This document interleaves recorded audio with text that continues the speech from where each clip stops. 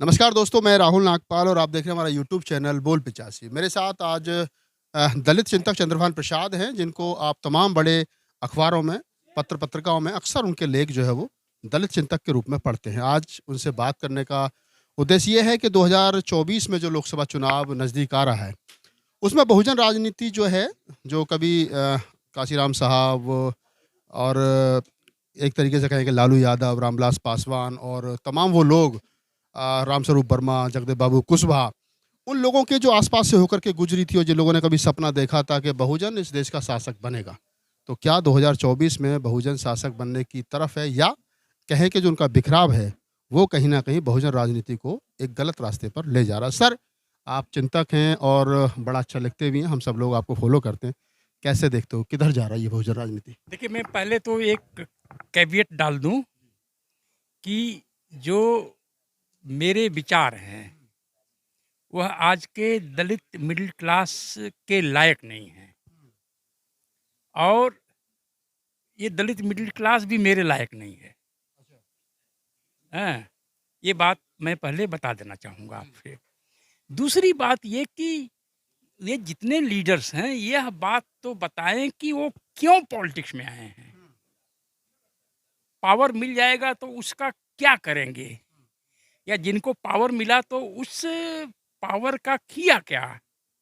मैं एक दो एग्जाम्पल आपको देना चाहूँगा। राजीव गांधी जब प्राइम मिनिस्टर बने तो उस समय गांव-गांव में जो प्राइमरी स्कूल थे, बड़ी-बड़ी छतरी जैसा वो लग गया था एंटीना। उस समय वो सोचते थे कि सैटेलाइट के माध्यम से गांव के लोगों को मॉडर्न एजुकेशन दी जाए, पर बिजली नहीं थी और बैल गोरू चराने वाले तो लाठियों से मार मार के तोड़ दिए उसको। प्रिंसिपल अपने घर में टीवी रख लिया, वहाँ बिजली भी नहीं, तो टीवी भी खराब हो गया। पर सोच देखिए, फिर उन्होंने इग्नू शुरू किया, इंदिरा गांधी ओपन यूनिवर्सिटी दिल्ली में, आज दुनिया की सबसे बड़ी ओपन यूनिवर्सिटी है, और रेडियो से टेलीविज़न से पढ़ाई होती है, सैटेलाइट के माध्यम से। यह एक विज़न है। फिर राजीव गांधी ने ये जवाहर नवोदया विद्यालय खड़ा कर दिया पूरे देश में, और आपको शायद मालूम ही हो कि नवोदया विद्यालय का रिजल्ट जो है सेंट्रल स्कूल से भी अच्छा है, किसी भी पब्लिक स्कूल से अच्छा रिजल्ट है, और इस नवोदया विद्यालय के लोग दुनिया भर में फैले हैं। तो क्या दलित या ओबीसी नेताओं ने कोई भी इस तरह का कोई प्रयोग किया कि चलो प्राइमरी स्कूलों को सेमी नवोदया विद्यालय बना देते हैं एजुकेशन के क्षेत्र में? हाँ, इसका एक एग्जाम्पल दे रहा हूँ। लालू जी ने एक महान प्रयोग किया और इसके लिए उन्हें नोबेल प्राइज मिलना चाहिए। उन्होंने कहा चरवाहा विद्यालय। अगर बंदूक के नोक पर मुलायम सिंह जी से बोला जाए कि आप भी कुछ करो, तो वो बोलते गोबरहवा विद्यालय। तो इन लोगों की, और जो है दलित नेता सत्ता में आए तो पत्थरों की खेती शुरू कर दिया, पत्थर बो अब। तो अगर ये सब सही है तो बाबा साहब को क्या करना चाहिए था? यही सब करना। बाबा साहब को दिमाग में क्या आया?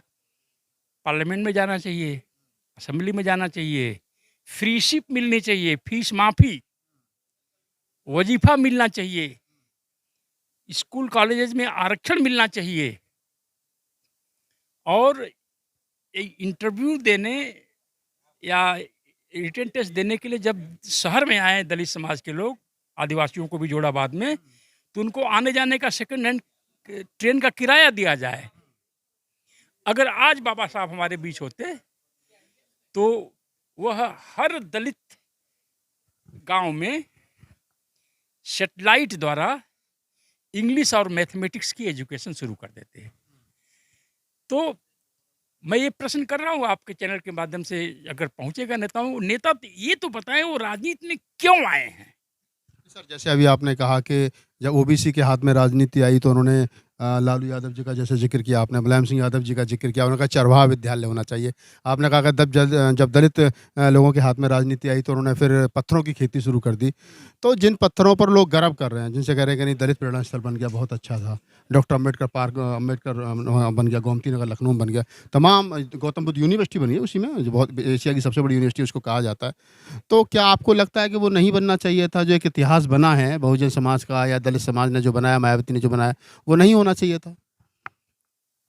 यह सब कुछ हो जाने के बाद होना चाहिए, सब कुछ। और जो बोल रहे हैं कि दलित लोग बड़े गर्व कर रहे हैं, ये एक अच्छा 10 पास 10 फेल लोग हैं ना ये। कहीं भी दुनिया में एक भी ऐसा एग्जाम्पल नहीं है जहाँ पर मासेज जनता कोई एजेंडा सेट करती है। दलित समाज में दुर्भाग्यवश जो पढ़े लिखे जो एक तो जो क्रीम दलित समाज की है, चली गई सिविल सर्विस में। जो बच्चे खुचे वो डॉक्टर इंजीनियर हो गए, जो बच्चे खुचे वो बैंक मैनेजर हो गए, बाबू हो गए, मास्टर हो गए। जो किसी लायक नहीं रहे दुनिया में, वो नेता हो गए। और जो जो ये जो दलित नौजवान जिसकी बातें कर रहे हैं, जो अपने पिताजी की पेंशन पर शादी कर रहा है और बच्चे पैदा कर रहा है, उसे यह पत्थर बहुत आकर्षण पैदा करते हैं उसमें। उसमें उसने इमोशंस को डिप्लॉय किया है चीज़ों को समझने के लिए, इंटेलेक्ट को नहीं। और जो अपने को बहुत भारी भरकम अम्बेडकरवादी बनता है इन सब चीज़ों को देख करके कि हमने ये किया, गौरव वगैरह, डॉक्टर अम्बेडकर उनको अपनी पार्टी से बर्खास्त कर देते, भगा देते, भगो यहाँ से। तो दलित जो मेन स्ट्रीम चेतना है, यह अम्बेडकर लायक नहीं है। अम्बेडकर को समझने में हमें आज भी दिक्कत होती है। अगर आप बोल दीजिए कोई भी भारत में जो दलित जो यूनिवर्सिटी नहीं देखा है, वह जो है स्मॉल होल्डिंग्स की किताब को पूरी तरह से पढ़ के दिखा दे। 20 ऐसे गर्व वाले जो पत्थर की खेती वाले दलित हैं, उनको बुला दीजिए कि पूरी किताब पढ़ो, नहीं तो यहाँ पर पंखा में ये लगाया जाएगा रस्सी। एक ऑप्शन तुम्हारे पास है, या तो किताब पढ़ो या तो लटको इस पर, लटक जाएंगे ये लोग। पढ़ेंगे नहीं। ये कौन सी झंझट वाली चीज़ आ गई। तो इसलिए देखिए हमें तो इलेक्शन लड़ के वोट लेना नहीं है। ऐसा तो नहीं कि दलित समाज खुश हो जाएगा तो एक मर्सिडीज ला के हमारे घर खड़ी कर देगा।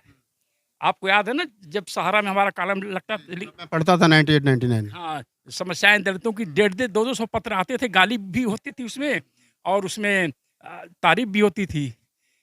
पर वो चिट्ठी आई और मैं खुश हो गया। मेरे लिए दलित समाज इकट्ठा होकर फ्लैट खरीद दिया क्या प्रसाद जी। कई बार मेरी वाइफ पूछती थी, तो मैंने कहा एक दिन देखना दलित मिडिल क्लास के लोग इकट्ठा 20-25 IAS अफसर, इनकम टैक्स वाले आएंगे, जूनियर इंजीनियर PWD वाले, और बोलेंगे प्रसाद जी द्वारका में आप फ्लैट पसंद करेंगे या नोएडा में, आपने समाज के लिए सेवा की है, ये लीजिए। तो दलित, पत्थर वाला दलित या गोबर वाला दलित खुश हो जाए तो मुझे क्या दे देगा, और नाराज हो जाए तो मेरा क्या कर लेगा।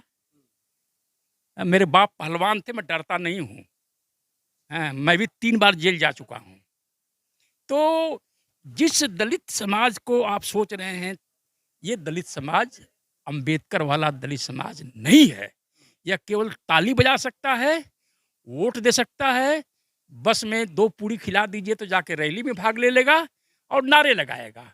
हाँ, तो सर आप जैसे जिस प्रकार से आप समझाने की कोशिश कर रहे हैं, अगर हम देखें तो ज़्यादातर तो भीड़ अगर हम कहें उसको, तो उसी प्रकार की होती है। आप जैसे इंटेलेक्चुअल लोग या कुछ बुद्धिजीवी लोग, उनकी संख्या तो सारे समाजों में कमी है। और दूसरी तरफ जो आपने कहा कि जो पत्थर बना दिए गए और लगा दिए गए और लोग खुश हो रहे हैं, तो राजनीति तो उसी दौर में चल रही है। अगर मंदिर बना करके बीजेपी मंदिर बना करके, आरएसएस मंदिर बना करके लोगों पर राज कर रही है और लोगों को में धार्मिक भावनाएँ उत्पन्न कर रही है, तो वही काम अगर वो कर रहे हैं तो ये भी तो कर रहे हैं। तो राजनीति उसी दिशा में जा रही है ना सर? जो काम बीजेपी कर रही है वही काम दलित नेता भी कर रहे हैं, ओबीसी नेता भी कर रहे हैं।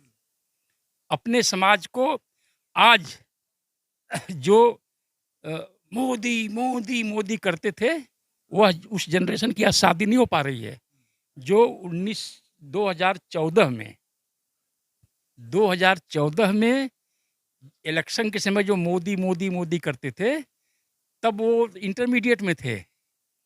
अब वो पीजी भी पास कर लिए। आप जाइए मंदिर के ब्राह्मणों से पूछिए कि शादियों का क्या माहौल है? अरे साहब, शादी ही नहीं हो रही आजकल। तो फिर भी लोग सर शिकायत तो फिर भी नहीं कर रहे हैं, फिर भी लोग यही कह रहे हैं कि नहीं, जो चल रहा है सब अच्छा चल रहा है। अभी कल परसों हनुमान जयंती गुजरी है, रोड पर तमाम युवा अपनी बाइकों पर झंडे लगा करके और पूरे रोड जाम कर रखे थे, जगह-जगह भंडारे हो रहे थे। तो शिकायतें तो हैं नहीं ना सर? उनके इमोशंस को ही एड्रेस किया गया है। अब अगर ये बताइए कि लखनऊ जैसा कोई शासक आ जाए और 10 शहर बना दे, तो बेरोजगार दलित जो 42 साल की उम्र में नौकरी ढूँढ रहा है, वह अपनी नौकरी को भूल जाएगा और उसी को जो है वो जो है लेके ताली बजाएगा। आज हैदराबाद में 125 फीट जो है की ऊँची मूर्ति बन रही है बाबा साहब की। सुना होगा आपने, पढ़ा होगा। देखा चल रहा है आजकल बड़ा चर्चाओं में। वो 125 दलित स्टूडेंट्स को विदेश भेजने का उसी पैसे से अगर वो फेलोशिप दे देते तो ये जो चाऊ माऊ दलित है हुक्का वाला, उसे 125 स्कॉलरशिप नहीं चाहिए, बाबा साहब की ऊंची से ऊंची स्टैचू चाहिए। पंजाब के मुख्यमंत्री के किसी खास व्यक्ति ने हमसे कहा कि कोई एक सुझाव देना चाहेंगे चन्नी साहब को, तो बताइए वो क्या होगा। तो हमने कहा कि जो पंजाब से आज करोड़ों रुपए खर्च करते हैं विदेश जाने के लिए, लोग कनाडा जाने के लिए, हमें तो वो 100 स्कॉलरशिप हर साल दे दें और एक बार ये नियम बन जाएगा, बजट अलॉट हो जाएगा, तो ये सरकार इनकी रहे या न रहे, वो सिस्टम तो चलता रहेगा ना। 100 दलित हर साल पंजाब के जाएंगे कनाडा, अमेरिका, ऑस्ट्रेलिया, इंग्लैंड वगैरह वगैरह जहाँ भी। तो उनको बुरा लग गया, आप ये क्यों कर रहे हैं, सरकार रहे ना रहे। तो मैंने कहा 100 साल रहे सरकार, भाई ले लो, पर ये काम करो। तो उन्होंने मेरा संदेश पहुंचा दिया और चन्नी साहब ने 200 करोड़ या 80 करोड़ रुपया अलॉट कर दिया बाबा साहब का एक संग्रहालय बनाने के लिए। अब बताइए, आप बताइए, आप दलित समाज से बिलोंग करते हैं, आपके बेटे को या बेटी को अमेरिका जाने की फेलोशिप जरूरी है या पत्थरों की खेती? आप ये कहने की कोशिश कर रहे हैं या बता रहे हैं कि जो पार्क बनाए गए, जो पार्कों में पैसा लगाया गया, जो 125 फुट ऊँची बाबा साहब की मूर्ति लग रही है और वगैरह-वगैरह, जो राज्यों की सरकारें डॉक्टर अम्बेडकर के स्मारक बना करके, मूर्तियाँ लगा करके दलित कम्युनिटी को खुश करने का काम कर रही हैं, वो नहीं होना चाहिए। वो पैसा जो है दलित समाज के युवा के उत्थान के लिए, उसको विदेश भेजने के लिए वगैरह-वगैरह, उसको शिक्षित करने के लिए लगना इसके चाहिए। लिए ज़्यादा पढ़ाई की ज़रूरत नहीं है, बाबा साहब का के कदम के पीछे-पीछे चल लीजिए।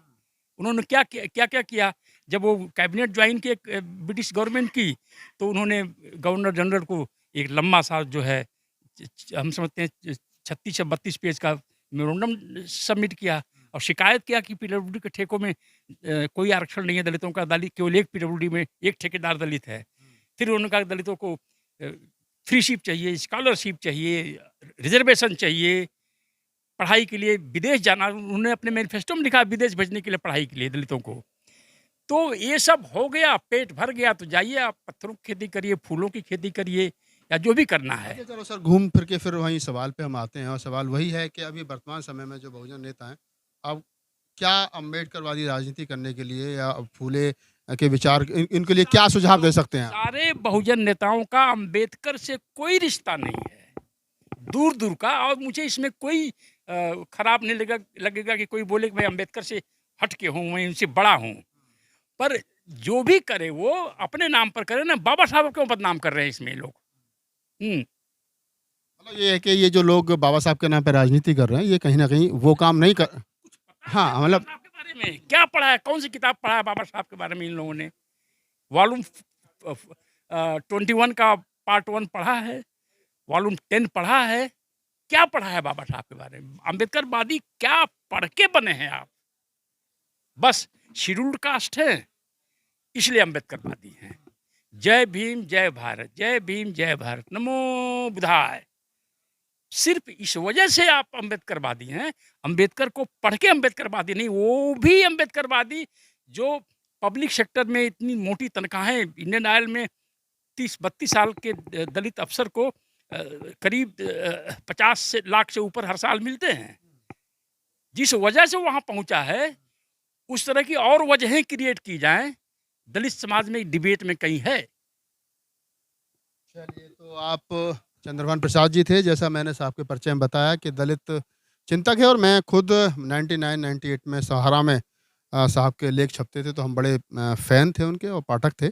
आज उनसे बातचीत करने का उद्देश्य यही था कि क्या सही मायने में जो वर्तमान में चाहे तो बहुजन समाज के नेता जो राजनीति कर रहे हैं, वो या जो एक्टिविस्ट बाबा साहब डॉक्टर अम्बेडकर के नाम पर अपनी बात रख रहे हैं, क्या वो सही मायने में उनकी तमाम बातें जो है वो बाबा साहब के आस-पास से गुज़रती हैं या सारी बात हवा-हवाई है? तो जो बात चंद्रभान प्रसाद जी ने कही वो विचारणीय है, उन पर विचार होना चाहिए, डिबेट होनी चाहिए और देश के बहुजन समाज के नेताओं को चाहिए कि वो बाबा साहब डॉक्टर अम्बेडकर का जो विचार है कि लोगों को शिक्षित करो और लोगों को शिक्षा की तरफ लेकर के चलिए ताकि लोगों का उत्थान हो सके। अगर आपको हमारा वीडियो अच्छा लगे तो उसको लाइक कीजिए, शेयर कीजिए, कमेंट्स कीजिए। नए हो तो हमें सब्सक्राइब कीजिए। धन्यवाद।